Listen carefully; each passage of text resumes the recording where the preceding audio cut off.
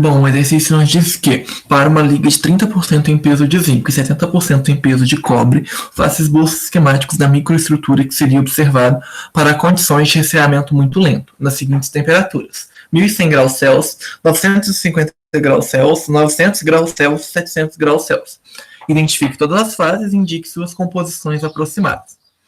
Para isso, a gente vai ter que ter um diagrama de fases aí de cobre e zinco, né? E a gente tem que pegar as temperaturas exatamente das composições que foram dadas.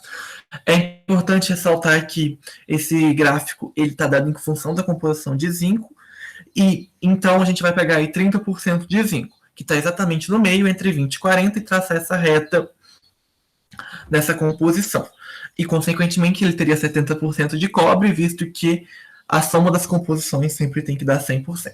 A primeira temperatura dada é de 100%, é de 1100 graus Celsius. Então, a gente pega ali naquele local e vê quais são as fases existentes naquela temperatura para aquela composição.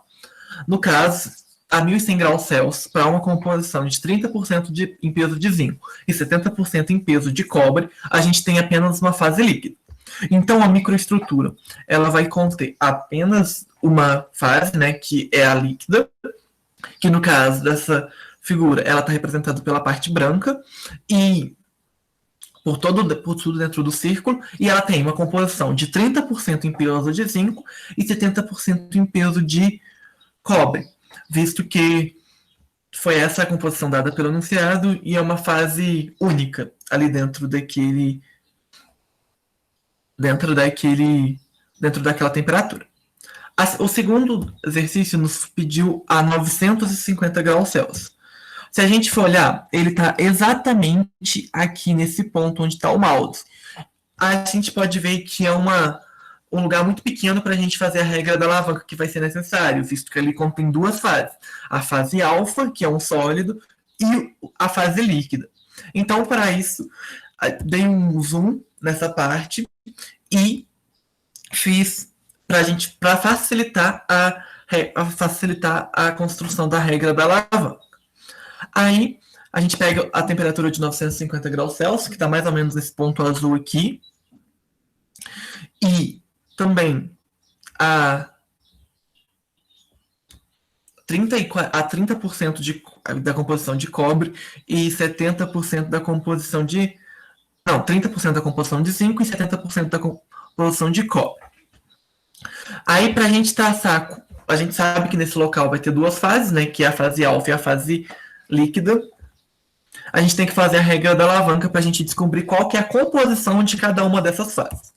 No caso, a gente faz uma regra da alavanca, traça uma reta exatamente nesse ponto, e nesse local aqui a gente traça uma reta vertical, em que a gente vai encontrar qual que é a composição de zinco na fase líquida, que é de 32%.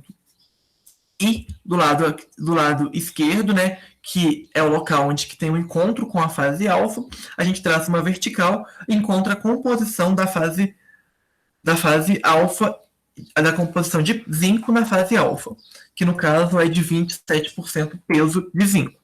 Então, dentro dessa fase, a gente tem uma microestrutura alfa e líquido, com uma fase alfa e uma fase líquida, e a fase alfa ela é composta por 27% em peso de zinco e, consequentemente, aí, 73% em peso de cobre, enquanto a fase líquida ela é composta por 32% em peso de zinco e 68% em peso de cobre.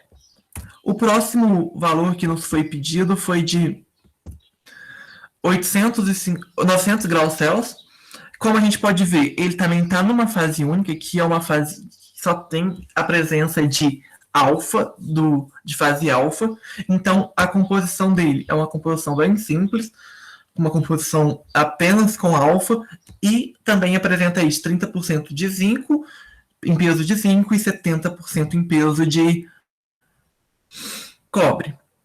O mesmo é válido aí para o próximo peso, para a próxima temperatura que nos foi pedida, que foi de 700 graus Celsius, em que também ela é composta por uma fase única, a fase alfa, e ela é composta aí por 30% em peso de zinco e 70% em peso de cobre.